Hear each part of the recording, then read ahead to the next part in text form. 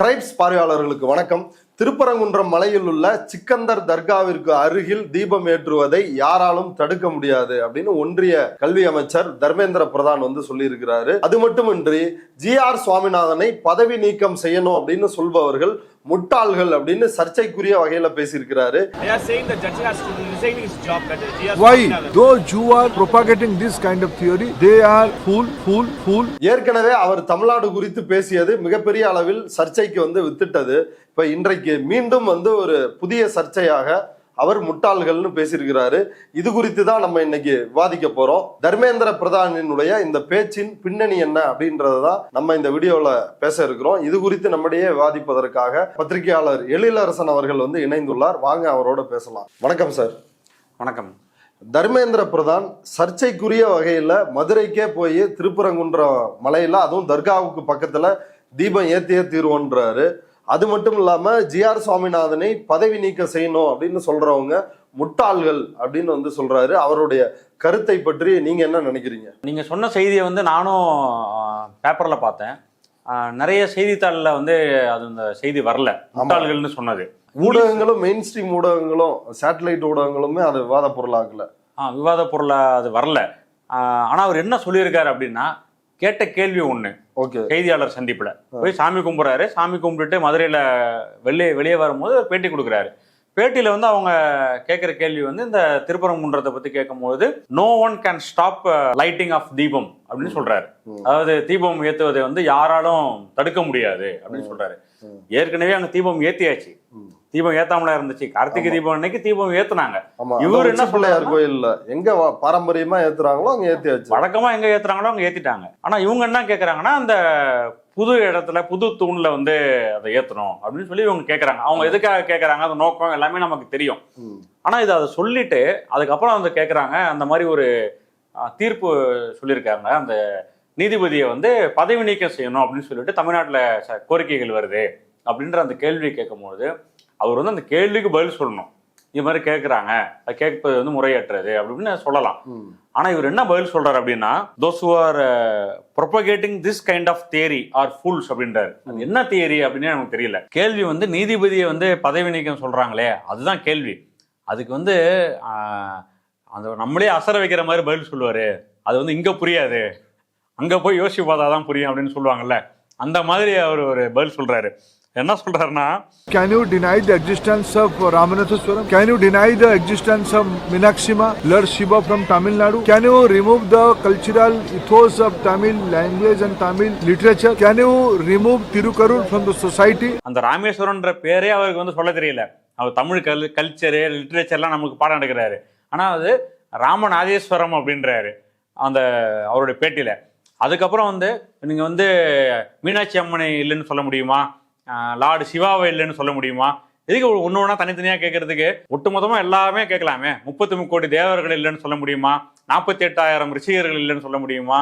இல்லைன்னா கிண்ணறர்கள் இல்லை, கிம்புடர்கள் இல்லை அப்படின்னு ஒன்று ஒன்றா கேட்டுக்கிட்டே இருக்கலாமே பொறுமையா. கேட்ட கேள்வி நீதிபதியை பற்றி. இவர் லார்டு சிவா எங்கேருந்து வராரு, மீனாட்சி அம்மன் எங்கேருந்து வராங்க, இதெல்லாம் இங்கேருந்து இந்த கேள்விக்கு பொருத்தமே இல்லாத ஒரு பதில். அதுல வேற நம்மள முட்டாள்னு வேற இவர் சொல்றாரு. தமிழ்நாட்டுக்குள்ள வந்துட்டா தமிழ்னு சொல்லலாம், தமிழ் லிட்டரேச்சர்னு சொல்லலான்ட்டு ஏதோ சம்பந்தமே சொல்லலாம், திருக்குறள்னு சொல்லலாம், திருவள்ளுவர்னு சொல்லலான்ட்டு ஏதோ சொல்றாரு. சொல்லி முடிச்சுட்டு அவர் கடைசியா இந்த மாதிரி கேட்கறவங்க ஃபூல்ஸ் அப்படின்னு அவர் சொல்றாருல, அந்த வார்த்தையை தமிழ்நாட்டு மண்ணில், அதாவது ஒரு விருந்தினரா நம்ம ஒரு ஸ்டேட்டுக்கு போகும்போது அந்த ஊர் மக்களுடைய சென்டிமெண்ட், அந்த ஊர் மக்களுடைய உணர்வுகளை மதிக்கணும்ல. அது நீங்க அந்த கருத்தோட நீங்க முரண்படுங்க, அதுக்கு உங்களுக்கு உரிமை இருக்கு. நீங்க என்ன வேணா உங்களுடைய மாறுபட்ட கருத்துக்களை சொல்லுங்க. ஆனா முட்டாள்கள், ஃபூல்ஸ் அப்படின்ற வார்த்தையை இன்னொரு மண்ணில் போய் நின்று நம்மளால பேச முடியுமா? அதுவும் ஊடகத்துல. அவர் தைரியமா பேசுறாரு. இவருக்கு இதுதான் முதல் முறை கிடையாது இந்த மாதிரி தடித்த வார்த்தைகளை அவர் பயன்படுத்துறது. இதுக்கு முன்பே தமிழ்நாடு எம்பிக்கள் இந்த NEP புதிய கல்விக் கொள்கையை பத்தி பேசும்பொழுது தமிழ்நாடு எம்பிக்கள்லாம் அன்சிவிலைஸ்டு அப்படின்னாரு. அதாவது தமிழ்நாடு எம்பிக்கள்லாம் நாகரிகமற்றவர்கள் அப்படின்னு சொல்றாரு. இப்போ நான் எம்பிக்கள் நாகரிகமற்றவர்கள் என்ன? எம்பிக்கள் மக்கள் ஓட்டு போட்டு தான் அவங்க எம்பிக்கள் ஆகுறாங்க. அப்போ எம்பிக்கள் நீங்க நாகரிகமற்றவர்கள்னு சொன்னா என்ன அர்த்தம்? தமிழ்நாட்டு மக்களை தான் அவங்க கொச்சப்படுத்துறாரு அவரு. அன்சிவிலைஸ்டு அப்படின்னு. யார் யார் நாகரிகம் இருப்பவங்க இல்லாதவங்கன்னு இவர்னா ஏதாவது சர்டிஃபிகேட் கோர்ஸ் நடத்திட்டு இருக்காரு. எப்படி அன்சிவிலைஸ்டுன்னு சொல்றாரு? அது ஒன்று சொன்னாரு. அப்போ பலத்த எதிர்ப்பு வந்துச்சு. ஆனா இந்த முறை வந்து தமிழ்நாட்டிலேயே வந்துட்டு ஃபூல்ஸ் அப்படின்னு சொல்றாரு தமிழர்களை பார்த்து. அது எப்படி அது மாதிரி அவரால் சொல்றாரு? நிறைய பேர் அதை வந்து யாரோட பார்வைக்குமே அது படலையே. அது விவாத பொருளாவே மாத்தல. அது ஒரு விவாத பொருளாவே மாறல. ஆசிரியர் மட்டும் அறிக்கை விட்டுருக்காங்க. திராவிட கழக தலைவர் ஆசிரியர் வீரமணி அவர்கள் வந்து ஒரு அறிக்கை கொடுத்திருக்காங்க. இது மாதிரி தமிழர்கள் வந்து முட்டாள்கள் அப்படின்னு அவர் சொல்லியிருக்காரு அப்படின்னு சொல்லி எனக்கு அறிக்கை கொடுத்திருக்காங்க. அப்படின்னா வந்து தமிழ்நாட்டை வந்து அவங்க என்ன வேணா பேசிடலாம், ஒரு ஆணவ பேச்சு பேசலாம் அப்படின்னு அவங்களுக்கு எப்படி அந்த தைரியம் வருது? அதுவும் தேர்தல் வந்து இன்னொரு 100 நாள் தான் இருக்கு. இந்த 100 நாள் இடைவெளியில வந்து இப்படி ஒரு வார்த்தையை வந்து அவரால் பயன்படுத்த முடியுது அப்படின்றதே வந்து அவங்களுடைய கோடி மீடியாக்கள் வந்து அதுக்கு துணையா இருக்குது இல்லையா அவங்களுக்கு. இப்படி ஒரு வார்த்தையை வந்து நீங்க ரிவர்ஸ்ல போட்டிருந்தா எப்படி பெருசாக்கி இருப்பாங்க. அதாவது ஒரு மக்கள் பிரதிநிதி யாரு கேட்கிறா, அவரை பதவி நீக்கம் செய்ய சொல்லி மக்கள் கோரிக்கை எழுப்புறாங்க. மக்களுடைய கோரிக்கையை மக்களால் தேர்ந்தெடுக்கப்பட்ட எம்பிக்கள் வந்து கையெழுத்து வாங்கி அவங்க பாராளுமன்றத்துல முறைப்படி செய்யறாங்க. இவர் வந்து பதவி நீக்கம் செய்வதற்கான சட்ட நடைமுறைகளை அவங்க மேற்கொள்றாங்க. அதை வந்து அவங்க எதுக்காக செய்யறாங்கன்னா, அவருடைய GR சுவாமிநாதன் அந்த நீதிபதியினுடைய பின்புலம், அவர் என்ன மாதிரியான தீர்ப்புகளை வரைக்கும் கொடுத்திருக்காரு, என்ன மாதிரியான கருத்துக்களை வந்து அவர் வெளிப்படுத்தியிருக்கார். அது வந்து தமிழ்நாட்டினுடைய அமைதிக்கு நல்லிணக்கத்திற்கு வந்து அது வந்து குந்தகம் விளைவிக்கிற மாதிரியான அவருடைய தீர்ப்புகள் இருக்கு அப்படின்ற அடிப்படையில தான் அந்த கோரிக்கையை அவங்க முன்னெடுக்கிறாங்க. அவரை வந்து பதவி நீக்கம் செய்யணும் அப்படின்ட்டு. ஏதோ சும்மா போய் அவர் அது சட்டப்பூர்வமான ஒரு நடைமுறை தானே. 120 MP கையெழுத்து போட்டு கொடுத்தாங்க, மசோதா வந்துச்சு, விவாதிச்சிங்க. சட்டப்பூர்வமான நடைமுறையா அவங்க செய்யறாங்க. அதுக்கு வந்து இவர் வந்து ஃபூல்ஸ் அப்படின்ற வார்த்தை அவர் என்ன பதவி நீக்கம் செய்ய சொல்லி கேட்டா அந்த மாதிரி வார்த்தையை அவர் பயன்படுத்துறாரு. சரி, அவர் வந்து ஏன் கேட்கறாங்க? GR சுவாமிநாதன் மேல தனிப்பட்ட முறையில எந்த எம்பிகளுக்கு எவ்வளவு நீதிபதிகள் இருக்காங்க, எவ்வளவு முரண்பட்ட தீர்ப்புகள் வந்திருக்கு.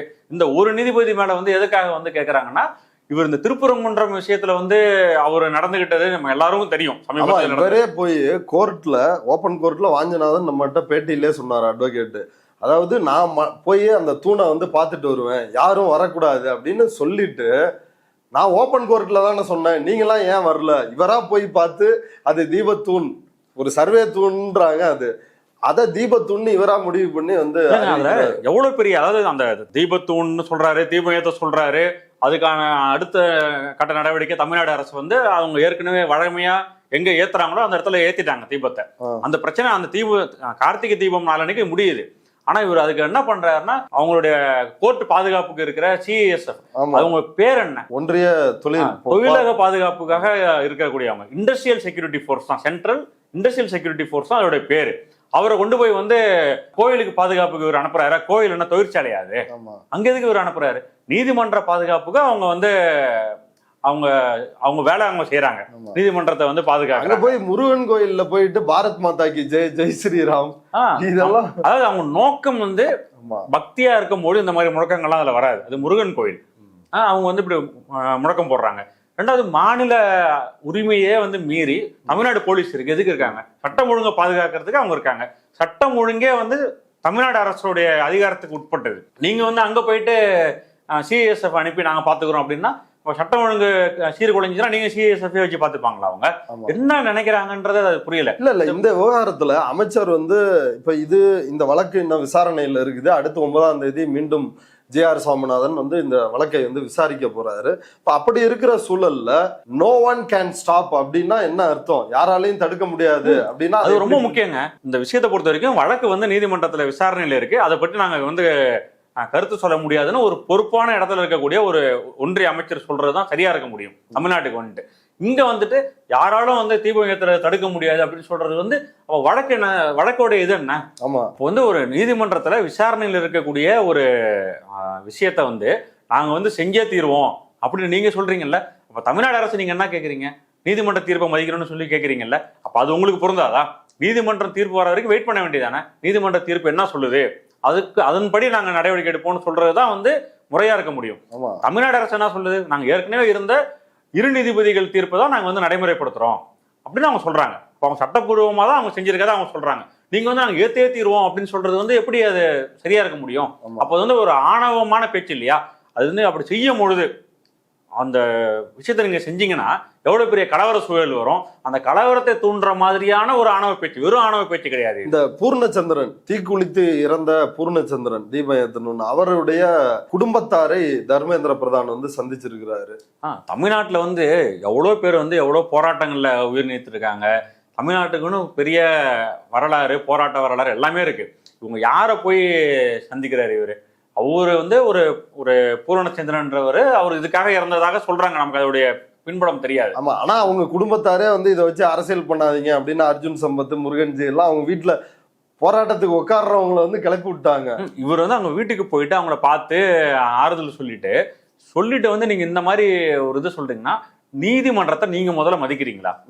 ஒன்றிய அமைச்சர், பொறுப்பான கல்வி அமைச்சர், நீங்க இப்படி பேசலாமா? அந்த பொறுப்பே முதல்ல உங்களுக்கு இல்லையே, இது எப்படி உங்களால அது மாதிரி சொல்ல முடியும்? அதுவும் எவ்வளவு பேர் தமிழ்நாட்டில் வந்து உயிரிழப்பு அப்படின்னு சொன்னா, அனிதாவோட உயிரிழப்பு வந்து தமிழ்நாட்டையே உழுக்குனுச்சு. இன்னும் சொல்ல போனா இந்தியாவையே உழுக்குனுச்சு. ஒரு அநியாயமான ஒரு நீட் நடைமுறையை நீங்க கொண்டு வந்து அவ்வளவு மதிப்பெண் வாங்கின ஒரு பெண்ணை வந்து நீங்க வந்து மெடிக்கல் காலேஜ் கனவோடு, அதாவது மருத்துவ கனவோடு இருந்த பெண்ணை வந்து நீங்க அந்த நீட்டு கொலை பண்ண விஷயம் அது. அப்ப நீங்க அந்த பொண்ணு, அது யாராவது ஒரு ஆள் ஆறுதல் சொன்னாங்களா? ஆறுதல் சொல்றது 20 பேருக்கு மேல இறந்துட்டாங்க. 20 பேருக்கு மேல இறந்துருக்காங்க. ஆறுதல் சொல்றது கூட அந்த பக்கம் யாரும் போலியே. நீங்க நீட்டு வச்சிருக்கீங்க, அது உங்க விருப்பம். ஒரு மனிதாபிமான சொன்னாங்களே பாஜக காரங்க என்ன சொன்னாங்கன்னா, ஒரு பரீட்சைனா 10வது பரீட்சையில கூட ஃபெயில் ஆகுறவங்க சூசைட் பண்ணிக்கிறாங்க, அதெல்லாம் தப்பு. அந்த மரணத்தை வந்து கொச்சைப்படுத்தினாங்க. இதை விட மோசமா கூட கொச்சைப்படுத்தினவங்களா இருக்காங்க. அப்படின்னா அந்த மரணங்கள்லாம் உங்களுக்கு கண்ணுக்கு தெரியல, எவ்வளவு பிரச்சனைகள் நடந்திருக்கு அதெல்லாம் உங்களுக்கு தெரியல. இந்த ஒரு அமைச்சர் எந்த நோக்கத்துக்காக போய் வந்து ஒருத்தரை பார்க்கிறாரு அப்படின்னா, தமிழ்நாட்டில் வந்து அமைதி நிலவணும், நல்லிணக்கம் இருக்கணும், மக்கள் ஒற்றுமையா இருக்கணும்னு ஒரு அரசு வந்து அவங்க நடவடிக்கை எடுக்கிறாங்க. நீங்க போய் அதுக்கு எதிராக செய்யறீங்க அப்படின்னா என்ன அர்த்தம்? அது இப்ப நீங்க என்ன இல்ல தொடர்ச்சியா வந்து இப்போ ஒன்றிய நிதியமைச்சர் நிர்மலா சீதாராமனாக இருந்தாலும் சரி, தர்மேந்திர பிரதானாக இருந்தாலும் சரி, அமித்ஷா அவரு ஒடிசாவில் வந்து என்னென்ன பேசினாரு அப்படின்னு எல்லாருக்கும் தெரியும். தேர்தலின் பொழுது தமிழ் பாபு ஒடிசா சலா சக்தா ஹை கியா, இப்படி தொடர்ந்து இவங்களுக்கு ஒன்றிய அமைச்சர்கள் பாஜகவினருக்கு தமிழ்நாட்டு எம்பிக்களை பற்றிய பார்வை தான் என்ன? தமிழ்நாட்டுக்கு தேர்தல் வரும்போதோ இல்லை தமிழ்நாட்டுக்கு வரும்போதோ திருக்குறள்ல சொல்றது, இல்லைன்னா தமிழை பரப்புறேன் அப்படின்னு சொல்றது, ஏதாவது ஒண்ணு திருக்குறள்ல அது இதுன்னு ஏதாவது இப்படி பேசிக்கிட்டு இருக்காரு. ஆனா வெளியில நீங்க வந்து தமிழ்நாட்டை பத்தி நீங்க என்ன பிம்பத்தை ஏற்படுத்துறீங்க? நீங்க வந்து ஒரிசால வந்து நடந்த தேர்தல் எல்லாருக்கும் தெரியும். ஒரிசாவை வந்து தமிழன் ஆளலாமா? முன்னாள் IAS ஆபீசர் அங்க இருக்காரு. அவர் வந்து நவீன் பட்நாயக் முன்னாள் முதலமைச்சருடைய அவருடைய கட்சியில இருக்காரு. அவர் வந்து அவர் பேரை பயன்படுத்தி ஒரு விளம்பரங்கள்லாம் நீங்க பாத்திருப்பீங்கன்னு நினைக்கிறேன். சார் পখাଳ ବେଲାରେ ଖାଆନ୍ତି ନା କଦଳୀ ପତ୍ରରେ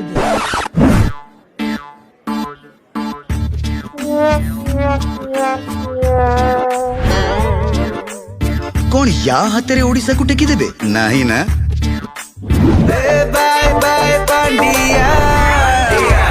அப்படி விளம்பரங்களை உருவாக்குனாங்க. கொச்சைப்படுத்துற மாதிரி வாழை இலையில வந்து பழைய சொத்தை வந்து போட்டு அந்த விளம்பரத்தை எப்படி முடிச்சாங்க? பை பை பாண்டியா அப்படின்னு பாண்டியனை வந்து வழி அனுப்புற மாதிரி இவங்க ஒரு விளம்பரம் போடுறாங்க. அதை விட வந்து அவர் மோடி என்ன பேசினார்? பிரதமர் மோடி இங்க இருக்கிற பூரி ஜெகநாதர் கோயிலினுடைய பொக்கிஷ அறை இருக்கு, அந்த பொக்கிஷ அறையினுடைய சாவி வந்து தமிழ்நாட்டுல இருக்கு அப்படின்னு சொல்லி தமிழ்நாடு என்ன சாவியை திருடிட்டு வந்த மாநிலம் மாதிரி அவர் பேசினார். இப்ப தமிழர்களை வந்து ஏற்கனவே திருடர்கள்ன்ற மாதிரி அந்த நாட்டினுடைய பிரதமரே வந்து பேசின வரலாறு இருக்கு. அதை விட வந்து என்ன கொச்சைப்படுத்த முடியும்? அப்ப அதுக்கு அடுத்து வந்து அதுக்கு மேல வந்து இவர் அன்சிவிலைஸ்ட்னு பேசினாரு. அதை ஒட்டி வந்து இப்போ வந்து ஃபூல்ஸ்ன்னு பேசுறாரு. இது உங்களுக்கு ஒரு வரலாறு தெரியணும். ஏற்கனவே வந்து காங்கிரஸ் இன்னைக்கு இவங்க எதிர்க்கிறாங்களே காங்கிரஸ், அந்த காங்கிரஸை வந்து முதல்ல வந்து அதை ரீப்ளேஸ் பண்ணி மாநில அரசு வந்து மாநில கட்சி வந்து ஆட்சி பிடிச்ச வரலாறு வந்து தமிழ்நாட்டுக்கு தான் இருக்கு. அந்த வரலாறை வந்து இவங்க படிக்கணும். அதாவது திடீர்னு வந்துட்டு ஆட்சி பிடிச்ச மாதிரி அப்படிலாம் கிடையாது. அதுக்கு முன்னாடி வந்து நேரு என்ன பேசினார்? தமிழ்நாட்டு தலைவர்களை பார்த்து நான்சென்ஸ்ன்னு சொன்னாரு, பைத்தியக்காரர்கள்னு சொன்னாரு. இந்த வார்த்தைகளை அவர் பயன்படுத்தினாரு. அப்ப அதனால தமிழ்நாட்டு மக்கள் வந்து அன்னைக்கு கொதிச்சு போயிட்டு மிகப்பெரிய போராட்டத்தை அன்னைக்கு திமுக வந்து முன்னெடுத்தாங்க. நேருக்கு கருப்பு கொடி காட்டுற போராட்டம், நேரு வந்து இங்க வரும்பொழுது கருப்பு கொடி காட்டுற போராட்டத்தை அறிவிச்சு, நேருனா வந்து நீங்க இன்னைக்கு வந்து மோடி அன்றாடம் கொச்சைப்படுத்திட்டு இருக்காரு, அந்த இமேஜ்ல நீங்க நேரம் நினைச்சு பார்க்காதீங்க. சுதந்திர இந்தியாவில வந்து எவ்வளவு பெரிய இமேஜ் அன்னைக்கு நேருக்கு இருந்திருக்கும். மிகப்பெரிய கலைஞரே கூட நெஞ்சுக்கு நீதியில் என்ன எழுதுறாருன்னா, நேரு எவ்வளவு பெரிய தலைவர் அப்படின்றதுக்கு அவர் எழுதுறாரு. நேரு வந்து விரலசைத்தால் இமயமலை கூட இடம்பெயர்ந்து விடும், அப்படி ஒரு பவர்ஃபுல் லீடரா அன்னைக்கு நேரு இருந்திருக்காரு. அந்த நேருவை வந்து எதிர்த்து தமிழ்நாட்டில் வந்து அவ்வளோ பெரிய கருப்பு கொடி போராட்டம் நடந்துச்சு. அந்த போராட்ட வரலாறுலாம் படித்தா எவ்வளவு பெரிய போலீஸ் தாக்குதல் அன்னைக்கு நடந்துச்சு, எவ்வளவு பேர் அதனால பாதிக்கப்பட்டாங்க அந்த ஒரு போராட்டத்துல. அப்படி நடந்த போராட்டம். அதற்கு பிறகு நடந்த 1967 காங்கிரஸ் வந்து தமிழ்நாட்டில் தோற்கடிக்கப்பட்டது. இன்னைக்கு வரைக்கும் அவங்களால எந்திரிச்சு நிற்க முடியல. அவ்வளோ வலிமையாக இருந்த காங்கிரஸ் வந்து இந்த மாதிரி ஆணவ பேச்சு, தமிழர்களை கொச்சப்படுத்துற மாதிரி பேச்சு, அதனுடைய விளைவை வந்து அந்த கட்சியை வந்து இன்னைக்கு தள்ளாட்டத்தில் இருக்கக்கூடிய நிலைமையில ஆயிடுச்சு. தமிழ்நாட்டில் நீங்க ஏற்கனவே இங்க தள்ளாட்டத்தில் தான் இருக்கீங்க. பிஜேபி இங்க என்ன இருக்கு? ஒண்ணுமே யாரோடைய முதுகுலையாவது ஏறி நீங்க வந்து வரலாமா? யாரையாவது நீங்க கூட்டணியில வச்சு அவங்கள மிரட்டி பணிய வைக்கலாமா? இப்படிதான் நீங்க முயற்சி பண்ணிட்டு இருக்கீங்க. அப்படி முயற்சி பண்ணிட்டு இருக்கும் போது நீங்க இந்த மாதிரி ஃபூல்ஸ்ன்ற வார்த்தையை நீங்க பயன்படுத்தினீங்கன்னா யாருக்கு? அதிமுக காரங்களுக்கு தாங்க அது. அதாவது அவங்க நினைப்பாங்க, இவங்க கூட கூட்டணி வச்சுக்கிட்டு இந்த மாதிரி எல்லாம் வேற பேசிட்டு இருக்கு, ஏற்கனவே எங்க நிலைமை மோசமா இருக்கு. இல்ல அவங்க விளக்கம் கூட சொல்ல வாய்ப்பு இருக்குது. ஃபூல்ஸ்னா அது அப்படி இல்லைங்க, அது இப்படி பொருள் அப்படி பொருள்னு அவரு ராமதாஸ் எல்லாரும். ஆமா, அதாவது அதிமுகவோட கூட்டணி வச்சுக்கிட்டு இருக்கா. அதிமுகவோட நிலைப்பாடு என்ன இப்போ இதுல? ஃபூல்ஸ்னு ஒரு பேசுறாரு, மக்கள் தான் சொல்றாரு. நீங்க வந்து உங்க அரசியல் மாற்று கருத்து இருந்துச்சுன்னா நீங்க மாற்று கருத்தை சொல்லுங்க. ஏங்க தமிழ்நாடு அந்த விவகாரத்துல எதிரா இருக்கு. முதல் பக்கத்துல வந்திருக்குங்க. இதை படிக்கும் போது எப்படி இருக்கும்? அதனாலதான் வந்து அறிக்கை வந்திருக்கு. ஆசிரியர் வந்து அறிக்கை கொடுத்திருக்காரு, எப்படி முட்டாள்னு சொல்லலாம் அப்படின்னு சொல்லிட்டு. இப்ப எந்நேரமும் வந்து RSS நடத்துற கூட்டத்துல எல்லாம் போய் பெரியார வந்து எதிர்க்கிறாரு. பிராமண கடப்பாறை கொண்டு திராவிடத்தை தகர்ப்பேன் அப்படின்னு வந்து சீமான் சொல்றாரு. தமிழர்னு அடையாளத்தை அழித்து விட்டீர்கள்ன்றாரு. இப்படி முட்டாள்கள் அப்படின்னு சொன்னதை பத்தி அவர் இன்னும் எந்த கருத்தையுமே சொல்லாம இருக்காரு. அதுதாங்க இதுல வந்து இந்த கருத்து அவருக்கு தெரிஞ்சுதானே தெரியல. ஃபுல்ஸ்ன்னு அவரு சொல்லியிருக்காருன்னு இப்ப தெரியும்.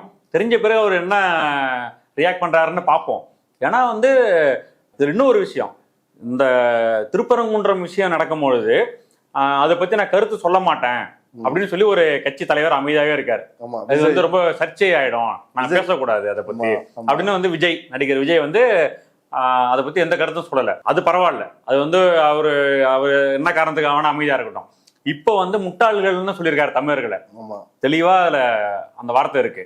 இப்போ நீங்க இதுக்கு எதிர்த்து கருத்து சொல்லி ஆகணும்ல. உண்மையிலே நீங்க வந்து தமிழக வெற்றி கழகம்னு எதிர்த்து கருத்து சொல்லலைன்னா நீங்க வந்து JR சுவாமிநாதனை பதவி நீக்கம் செய்யக்கூடாது அப்படின்றதுதான் உங்களுடைய நிலைப்பாடு. அப்படி ஒரு நிலைப்பாட அது வந்து நம்ம ஒரு இன்டர்பிரிட்டேஷன். நீங்க எதிர்த்து கருத்து சொல்லனா நீங்க வந்து அங்க ஆதரிக்கிறீங்க அப்படின்ட்டு. ரெண்டாவது இது வந்து தமிழர்களுடைய சுயமரியாதையை வந்து அவங்க கை வச்சிருக்காங்க. இப்ப நீங்க அதுக்கு பதில் சொல்லிதானே ஆகணும். இப்ப நீங்க இப்போவும் நீங்க அமைதியா இருக்கீங்க அப்படின்னா உங்களுடைய இடம் என்ன அப்படின்றத வந்து தமிழ்நாடு மக்கள் வந்து தெரிஞ்சுப்பாங்க. அதான் 2 நாள் விசாரணையா வந்து டெல்லியில முகாமிட்டு இருந்தாங்களே ஆதவர்ஜனா புசியானந்து. அப்படி ஒரு ரெக்கார்டு இருந்துச்சுன்னா அவங்களால இதை எதிர்த்து பேச முடியுமான்னு எனக்கும் தெரியல. அடுத்து என்னன்னா, இப்ப நீதிபதி JR சுவாமிநாதனை பதவி நீக்கம் அப்படின்னு சொல்றதே வந்து ஒரு ஏற்றுக்கொள்ள முடியாத ஒரு விஷயம் மாதிரி பாஜகக்காரர்கள் வந்து டீல் பண்றாங்க. குறிப்பா அமித்ஷாவும் வந்து அப்படிதான் பேசுறாரு, தர்மேந்திர பிரதான் எல்லாருமே வந்து கொதிக்கிறாங்க. ஒரு நேர்மையான நீதிபதி, ஒரு உண்மையான பழக்கருப்பையா கூட வந்து எவ்வளவு பெரிய தமிழ் ஆர்வலர் அவரே வந்து சொல்றாரு, ஸ்டாலின் ஆட்சி வந்து மோசமான ஆட்சி. ஒரு நேர்மையான ஒரு முறையாக ஒரு நீதிபதி வந்து ஒரு தீர்ப்பை சொல்லும் பொழுது அதை நடைமுறைப்படுத்த மாட்டேன்னு சொல்றதுக்கு வந்து நீ யார்? நீ வந்து இந்து விரோதி, தமிழர் விரோதி, இப்படி எல்லாம் வந்து பேசுறாங்க. அப்ப நீதிபதி வந்து ஒரு நியாயமானவர், முறையானவர் அப்படின்றத மீண்டும் மீண்டும் முன்வைக்கிறாங்க. அது பற்றி உங்களோட கருத்து என்ன? இதுல நேர்மை அப்படின்ற வார்த்தை இருக்குல்ல, அந்த வார்த்தைக்கு வந்து என்ன பொருள்? இவங்க என்ன பொருள்ல சொல்றாங்கன்னா, இவர் வந்து பணம் வாங்காத நீதிபதி அப்படின்ற அர்த்தத்துல சொல்றாங்களா? நேர்மைனா என்ன அர்த்தம்? அது மற்ற நீதிபதிகளா என்ன நேர்மை இல்லாத நீதிபதிகளா? ஒரு நீதிபதியை மட்டும் பார்த்து நீங்க நேர்மையான நீதிபதினா என்ன அர்த்தம்? அதெல்லாம் கிடையாது. நேர்மை அப்படின்ற வார்த்தைக்கான இது வந்து எப்படி அவங்க வந்து அந்த சட்ட புத்தகத்தை, அவங்க சட்டத்தை எப்படி அவங்க வியாக்கியானம் சொல்றாங்க, அதை எப்படி அவங்க தீர்ப்பு சொல்றாங்க, அதுல இருந்து தான் நீங்க அவங்க நேர்மையானவரா இல்லையான்னு சொல்லணுமே தவிர நேர்மைன்னா என்ன, அதுக்கு என்ன பொருள் இருக்கு? அரசியலமைப்பு சட்டத்தினுடைய அந்த விழுமியங்களுக்கு உட்பட்டு தீர்ப்பு சொல்றாரா? அதுதான் நேர்மைக்கான அளவுகோல், ஸ்கேல் அதுதான். அப்படி பாத்தீங்கன்னா இந்திய அரசியலமைப்பு சட்டம் வந்து மத நல்லிணக்கத்தை பேசுது, அதே மாதிரி அறிவியல் மனப்பான்மையை ஏற்படுத்தணும் மக்களுக்கு அப்படின்னு பேசுது. இதுக்கு வந்து அவர் வந்து உடன்பட்டு இந்த திசையில அவர் தீர்ப்புகள் இருக்கா? அதுதான் நம்ம நேர்மைக்கான அளவுகோல் இல்லையா? இல்லைங்க, நீங்க சாதாரணமா ஒரு கேள்வி, கரூர்ல வந்து எச்சி இலைனா சாதாரண எச்சி இலை கிடையாது, பிராமின்ஸ் சாப்பிட்ட எச்சி இலையில வந்து நான் பிராமின்ஸ் வந்து உருளணும் அப்படின்னு ஒரு நிகழ்ச்சி நடக்குது. 2 நீதிபதிகளை வந்து அதை தடை பண்றாங்க. இது மாதிரி நடப்பது வந்து மனித மாண்புக்கு வந்து எதிரானது அப்படின்னு சொல்றாங்க. அதை எதிர்த்த வழக்கு வந்து இவர்கிட்ட வருது. ஸோ இவருடைய வழக்கு வந்து அந்த வழக்கை எடுத்ததே வந்து முதல்ல சட்டத்துக்கு முதலான ஒரு விஷயம். அதோட நியாயமா பார்த்தா அதை செஞ்சிருக்க கூடாது. ஆமா, ஏன்னா 2 நீதிபதிகள் ஆல்ரெடி தீர்ப்பு சொல்லி அதை முடிச்சு அதேதான் வந்து திருப்பரங்குன்றில் நடந்துச்சு. அதேதான் அவர் கரூர்லயும் செஞ்சிருக்காரு. சரி, அப்போ செஞ்சுட்டு அதுல வந்து அவர் தீர்ப்புல என்ன வார்த்தையை அவர் பயன்படுத்துறாரு அப்படின்னா, எச்சில் இலை மீது உருள்வது ஆன்மீக பலத்தை கொடுப்பதாக பக்தர்கள் நம்புகின்றனர் அப்படின்னு இவருடைய தீர்ப்புல எழுதியிருக்காரு. அதுவும் சாதாரண எச்சில் இலை கிடையாது. பிராமின்ஸ் சாப்பிட்டு போட்ட எச்சில் இலையில நான் பிராமின்ஸ் உருளணும். அதுதான் பலம். அது வந்து என்ன பலம் கொடுக்கும்? நீதிபதியா இருக்காரு, அதனால நம்ம ஒரு வரம்புக்கு மேல பேச முடியும் இருக்கு. எப்படி அதை வந்து அது மாதிரி ஒரு தீர்ப்பை வந்து கொடுக்க முடியும்? அப்ப அறிவியல் மனப்பான்மைன்னு அரசியலமைப்பு சட்டம் சொல்லுது இல்ல, அதுக்கு உடன்பட்டு இந்த தீர்ப்பு இருக்கா? அப்படி வந்து ஒரு மூட நம்பிக்கை விதைக்கக்கூடிய, தமிழர்களுடைய சுயமரியாதைக்கு பங்கம் விளைவிக்க வைக்கக்கூடிய தீர்ப்பு அது. அப்படி ஒரு தீர்ப்பு அவர் கொடுத்திருக்கிறது தான் அவருடைய வரலாறு. சரி, அனைத்து ஜாதி அர்ச்சகர் விவகாரத்துல அந்த வயலூர் முருகன் கோயில்ல அரசால் போடப்பட்ட நான் பிராமின் அர்ச்சகர்களை நீக்கிட்டு அவர் பழைய பரம்பரை பிராமின் அர்ச்சகர்களே அவரு நியமிச்சு ஒரு உத்தரவு போடுறாரு. அதை கேள்வி எழுப்புனா நானே ஸ்மார்த்த பிராமணன், நானே போய் பூஜை பண்ண முடியாது அப்படின்னு அவரே அவருடைய சாதியை சொல்லி பேசுறாரு, ஜாதியை சொல்லி பேசுறாரு, வேதத்தை பத்தி பேசுறாரு. இப்படி வெளியில அவர் பேசுறது இருக்கட்டுங்க, நீதிமன்றத்துல இன்னொரு வழக்கு, அது ரொம்ப பாப்புலரான வழக்கு. 2022 இன்னைக்கு எப்படி வந்து ஒரு அட்டம்ப்ட் மத கலவரத்தை ஏற்படுத்தலான்னு ஒரு முயற்சி எடுக்கிறாங்களோ, அதே மாதிரி ஒரு 2-3 ஆண்டுகளுக்கு முன்பு தஞ்சை மாவட்டத்துல வந்து மைக்கேல்பட்டி அப்படின்ற ஊர்ல வந்து ஒரு ஸ்டூடெண்ட், ஒரு பெண் வந்து மாணவி வந்து இறந்துடுறாங்க, தற்கொலை பண்ணிக்கிறாங்க. அந்த மாணவியோடைய இறப்புக்கு காரணம் வந்து மத மாற்றம் சொல்லி வற்புறுத்தினாங்க, அதுதான் காரணம்னு சொல்லி எவ்வளவு பெரிய பிரச்சனை. அதை வந்து இப்ப அண்ணாமலை இருக்காருல்ல, ரொம்ப ட்ரை பண்ணி அதை வந்து பெருசாக்கலான்னு ரொம்ப எஃபர்ட் போட்டு, இப்ப திருப்பரங்குன்ற மாதிரி ஒரு எஃபர்ட் தான் அப்பயும். ஆனா சிபிஐயே சொல்லிருச்ச. அதுதான் என்ன விஷயம்னா, அந்த தீர்ப்பு வந்து சிபிஐக்கு விசாரிக்கணும், மத்திய புலனாய்வுத்துறை வந்து விசாரிக்கணும்னு சொல்லி சொன்னவர் இவர் தான். அதோட வந்து அந்த தீர்ப்புல வந்து ஒரு முக்கியமான இதை சொல்றாரு, ஒரு கருத்தை சொல்றாரு. மைக்கேல்பட்டின்னு அந்த ஊருக்கு வந்து பேர் இருக்குல்ல, அந்த பேரே வந்து அந்த ஊர்ல வந்து மத மாற்றம் நடந்திருக்குன்றது யூகத்துக்கு வித்திடுவதாக இருக்கு. ஆமா, மைக்கேல்பட்டின்னு எப்படி ஒரு ஊர் பேர் இருக்க முடியும் அப்படின்னு கேட்டாரு. நம்ம தமிழ்நாட்டுல இருக்க ஊர் பேர்லாம் வந்து இப்போ வந்து வரலாற்று ஆய்வாளர்கள் முடிச்சு ஆய்வு பண்ணிடலாமா, ஒவ்வொரு ஊருக்கும் என்னென்ன பேரு, பழைய பேர் இருந்துச்சு அப்படின்னு பழைய பேர்கள் எல்லாத்தையும் மாத்தலாமா? என்ன மாதிரி ஒரு தீர்ப்பு? ஊர் பேரை வச்சே வந்து இவரு அங்க நடந்திருக்குன்னு இவரு யூகிக்கிறாரு அப்படின்னு சொல்றாரு. அப்படின்னா வந்து இதெல்லாம் வந்து இவருடைய தீர்ப்புகள், இவருடைய கமெண்ட்ஸ், இது எல்லாத்தையும் நீங்க பார்க்கும்பொழுது அப்போ வந்து தமிழ்நாடு மக்கள் வந்து ஜாதி மதங்களை கடந்த ஒரு ஒற்றுமை, இந்த மாதிரி ஒரு பெரிய வடநாட்டில் இருக்கிற மாதிரி ஒரு பிளவு, மத ரீதியான ஒரு பிளவு, அதை வைத்த ஒரு அரசியல் இங்கெல்லாம் கிடையாது. தமிழ்நாட்டை பொறுத்த வரைக்கும் சமூக நீதி, வளர்ச்சி, ஒற்றுமை, இப்படிதான் தமிழ்நாட்டு மக்கள் பழகியிருக்காங்க. இதுக்கு எதிராக யார் வந்தாலும் மக்களுடைய தீர்ப்புகளே அவங்கள நிராகரிச்சிருக்கு. அப்படி இருக்கும்போது அந்த மக்கள் நிராகரிச்ச ஒரு விஷயத்த வந்து இவர் செய்யலான்னு வரும்பொழுது, அது நீதிமன்றத்தின் வழியிலாக செய்யலான்னு வரும்பொழுது, அதை வந்து சட்டப்பூர்வமான முறையில இவங்க எதிர்கொள்றாங்க. அதற்காக இவங்க வந்து இந்த நீதிபதி வந்து பதவி நீக்கம் செய்யணும் அப்படின்னு சொல்லி அதுக்கான நடைமுறைகளை இவங்க மேற்கொள்றாங்க. அப்படி மேற்கொள்றவங்கள தான் இவர் வந்து ஃபூல்ஸ் அப்படின்னு பேசுறாரு. அப்படின்னா என்ன அர்த்தம்? அது தேர்தலை பக்கத்துல வச்சுக்கிட்டு எப்படி இவ்வளவு ஆணவமா ஒரு கலவரத்தை தூண்டும் விதமாக தர்மேந்திர பிரதானால் பேச முடியுது? அதை பத்தி என்ன நினைக்கிறீங்க? இல்லைங்க, இவங்க வந்து என்ன நினைக்கிறாங்க அப்படின்னாங்கன்னா, தேர்தல் அப்படின்றது வந்து மக்களை அணுகி மக்களுடைய நம்பிக்கையை பெற்று மக்களுடைய வாக்குகளை பெற்று ஆட்சிக்கு வரணும், அதான் ஜனநாயகம். ஆனா இவங்க என்ன நினைக்கிறாங்க அப்படின்னா, ஆளுநர் மாளிகையில இருந்து தமிழ்நாட்டை ஆண்டலாம், நீதிமன்றங்கள்ல இருந்து தமிழ்நாட்டை ஆண்டலாம், அவங்க நினைக்கிறதெல்லாம் இங்க செஞ்சிடலாம். ஆனா சட்டமன்றம் வந்து இவங்களுக்கு கிடைக்க மாட்டேங்குது. மக்கள் வந்து இவங்களை தொடர்ந்து நிராகரிச்சுக்கிட்டே இருக்காங்க. அதனால இவங்க என்ன நினைக்கிறாங்கன்னா, இந்த அதிகார மையங்கள் மூலயமா தமிழ்நாட்டில் இவங்க நினைக்கிறதெல்லாம் சாதிச்சிட முடியும், தேர்தல் ஆணையத்தின் பயன்படுத்தி அதன் மூலயமா வரலாம், இப்படி அவங்க நினைக்கிறாங்க. அதனாலதான் இந்த மாதிரியான தடித்த வார்த்தைகளை வந்து அவங்களால துணிந்து பொது வழியில பயன்படுத்த முடியுது. மக்களை நீங்க சந்திச்சு வரணும் அப்படின்னு நீங்க உங்களுடைய உண்மையான எண்ணம் அதுவா இருந்துச்சுங்கன்னா, நீங்க மக்களை வந்து அன்பால, மக்கள் என்ன விரும்புறாங்களோ அந்த கொள்கை வழியா தான் நீங்க வர முடியும், மக்களை கன்வின்ஸ் பண்ணி தான் நீங்க வர முடியும். இப்படி திட்டி மக்களை முட்டாள்கள்னு சொல்லி தான் அவங்களை வர முடியாது. அதனால உங்களோட இன்டென்ஷன் என்ன அப்படின்னா, தமிழ்நாட்டின் மக்களின் உள்ளங்களை வெல்லணும், அவங்களோட நம்பிக்கையை பெறணும் அப்படின்றது உங்க எண்ணமே கிடையாது. உங்க எண்ணம் வந்து நீங்க என்ன வேணா செஞ்சுக்கிங்க, நாங்க எங்க ரூட்ல நாங்க பாத்துக்கிறோம் அப்படின்றதுதான் அவங்களோட எண்ணம். இன்னும் நான் சொல்றேன், அமித்ஷா வந்து மேற்கு வங்கம் போயிருக்காரு, அதோடைய உரை வந்து நீங்க பேப்பர்ல வந்திருக்காரு, அவங்க என்ன பேசினார் அப்படின்றது.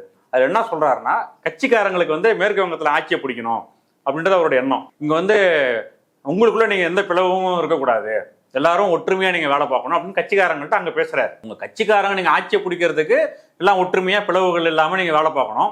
ஆனா தமிழ்நாட்டில் நீங்க ஆட்சியை பிடிக்கணும்னா நீங்க வந்து இங்க மத கலவரத்தை இருக்கிற ஒன்னா இருக்க மக்களை வந்து நீங்க பிளவுபடுத்தி அந்த பிளவுல வந்து நீங்க வந்து அரசியல் லாபம் பெறலாம், ஆட்சி பிடிக்கலாம் அப்படின்னு நீங்க நினைக்கிறீங்கன்னா ஒரு இன்டென்ஷன் என்ன? ஏதாவது ஒரு வகையில வந்து தமிழ்நாட்டை வந்து அவங்கள பிடிச்சிட முடியும், தேர்தல் மூலியமா தான் பிடிக்கணும் அப்படின்னு அவசியம் கிடையாது, எப்படியாவது நம்ம பண்ணிடலாம் அப்படின்னு அவங்க நினைக்கிறாங்க.